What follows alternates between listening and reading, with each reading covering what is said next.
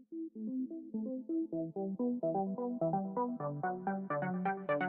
going to be talking about the roots of tall buildings.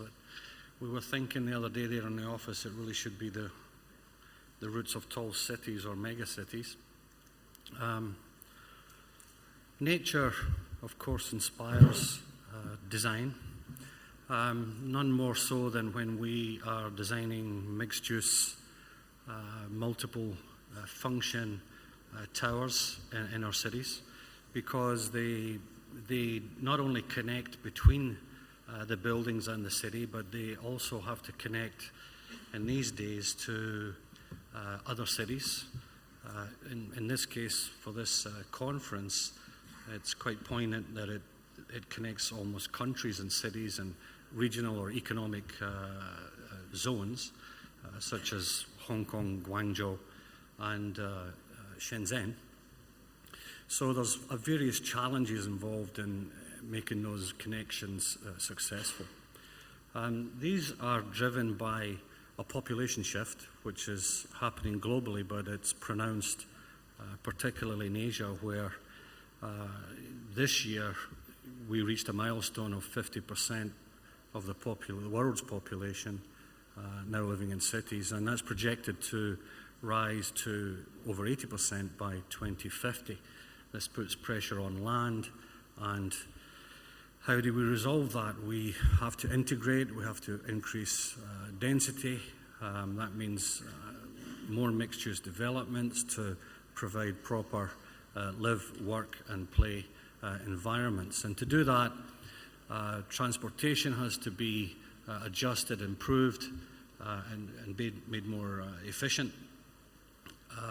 And at the same time, open space has to be created to make those lifestyles more comfortable and healthy.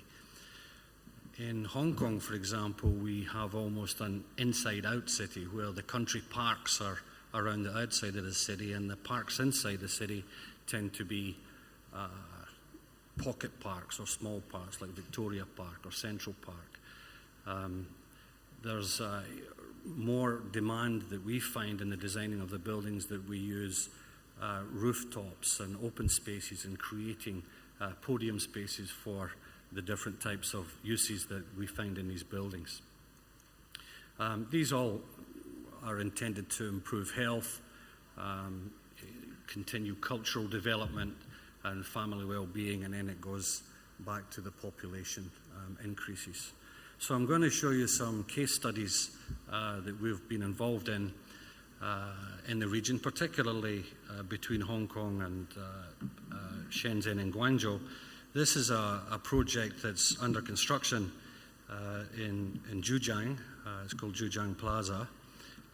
It's a 65-story tower and a 40-story tower, and it's got a retail village connecting it. You can see here the East Rail line, which runs from Hong Kong.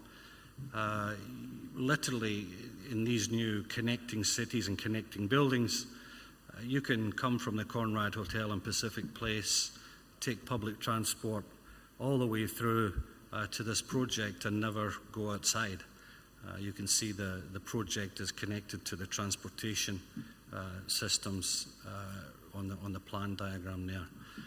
So one of the important issues is in the ground plane of these buildings is where we maximize connections and irrigation and to get people moving to and fro. This particular project has a retail village as an attempt to get away from the dreaded word mall, which is more outdoor, and you can see that there's landscape gardens and rooftops. But interestingly, these also connect. This is at the basement level, where it connects to the public transport system. There's an MTR system or a metro system, but there's also another public underground metro system in the adjacent block. This shows you in section how the different planes, the podium plane, the ground plane, and the below grade plane connect together to connect the towers. This is a sort of enlarged diagrammatic section that shows where these connection points are. You can see the metro, the mass transit, and the other secondary metro, where we have buses and cars and pedestrian connections, and also private cars in the basement. And these flow and connect together to give an integrated flow and movement to tie the buildings and the towers that are above these podiums to the ground. The importance we've found in these projects is that the street life, the connection to the street, the connection to the road, above ground bridges, footbridge connections, landscape gardens on the rooftops and the podiums. I don't think we have any projects now where we have concrete or mechanical, electrical equipment on the roofs of these buildings. They're all very much used for gardens and public use. So this is another view of the podium, or the retail village of the project. You can see where we've been trying to break up the streetscape so that it's more in scale with the rest of the city. These are some of the views of the roofscapes and the gardens and the connected podiums. And these are some of the public spaces on the upper floors where we're encouraging more public access to these buildings. This is another project in Guangzhou, which is we've completed a few years ago, called KUALA for Swire Properties. The same transport system is connected. You can see the Zhujiang Plaza is not far away. So these buildings actually connect to each other, and they serve as hubs and connection points to the other cities, Shenzhen and Hong Kong and so forth. Swire Properties in particular is very adept at making these connected projects work very well and fluidly. This is the ground plane where you can see, again, multiple access points on ground floor level all around the perimeter of the building. And at the basement level, you can see the connections that go through to the metro system and then reach into the vertical connection points that come up from within. This gives you an idea of how those three planes, the podium plane, the ground plane, and the below grade plane interconnect together. And this shows you the metro system and how it connects into the building and the podium, and where we have different other connection points as well. Again, an example of the podium where the rooftop is landscaped and it's actually public access for these spaces. So the occupants in the office buildings or the hotel or the cultural centre, in this case for this project, they're looking down onto gardens, and these become much more active and serve as another plane for the retail, but they act as more public interactive spaces. This is a view of the rooftop podium. You can see there's lots of bars and restaurants and so forth at night time, and this place is very active. And these are some of the views of the inside and how it connects up to and across and through to the public access points, which are critical to the success of the design. These are just some other views, how we get the natural light and connect the offices through to the retail and through to the open courtyard spaces on the outside and the perimeter of the building. Another project connected with Metro. This is a high-density IFC project, International Finance Centre in Seoul, which is 4 very large office towers and an 800-room Conrad with a retail centre which is underground.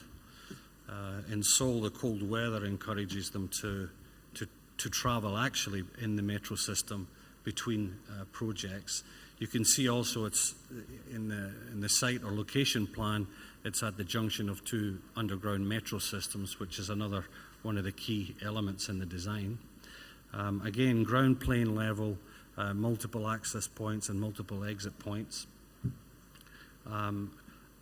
below grade level, connections directly to the metro system, and then directly up as soon as you come in. Overall section, an enlarged section that shows you the connection points, again to the metro, the ground level, the car parks, etc.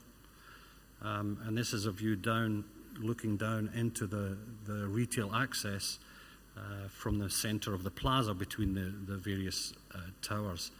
And this is views looking from within a basement retail, which has got plenty of natural sunlight flooding down into the 3 levels and then down into the connections to the public transport metro system.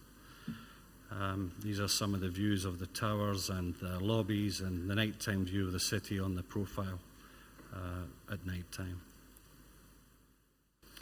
Miami, which is the United States, has got some different challenges. They don't have as much mass transit underground systems as we do in Hong Kong or Guangzhou or Asia. This project is about 550,000 square meters with office, hotels, residential and retail. The retail is spaced across 4 or 5 city blocks. You can see also that it's on the connection points of the transit system. These are above ground transit systems in Miami, but it's excellently located. It's a Swire project, and again, they're very adept at getting the public transport system integrated into the project. So here at the ground level, you can see multiple access points. In Miami, the road system has to be retained, so we bridged over the top of the road system to connect the retail, which as always is the lubricant for the project and connects the other towers and encourages the downtown living style that we're all aspiring to attain. Below ground level, level 2, that shows you the connection points to the different levels across the streets. And this is a long section through the project which shows you how it all connects. And you can see in this enlarged section, these are the connection points with the metro mover and the ground level plane and the bridges and so forth. This is, sort of emphasizes the 3-level connection methods that are used.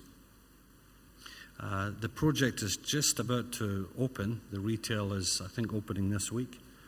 Some of the East Hotel is already open. And these are some of this is a rendering. You can see the footbridges crossing the roads. In this project, we created a climate ribbon through the retail space to avoid air conditioning. So the climate ribbon shades the internal space from heat and light, but we don't need air conditioning for the space. It's quite an interesting new approach, which has been proven to be quite successful in Miami. And these are some other views of how street life and maintaining the connection to the streets is important on all the different sides of the building. This is a nighttime view. This is partially under construction. This is the climate ribbon that flows through the retail portion of the project, which is, as I said, is very beautiful, and it's proven to be quite interesting and successful. We're being asked by many other developers how it works and so forth.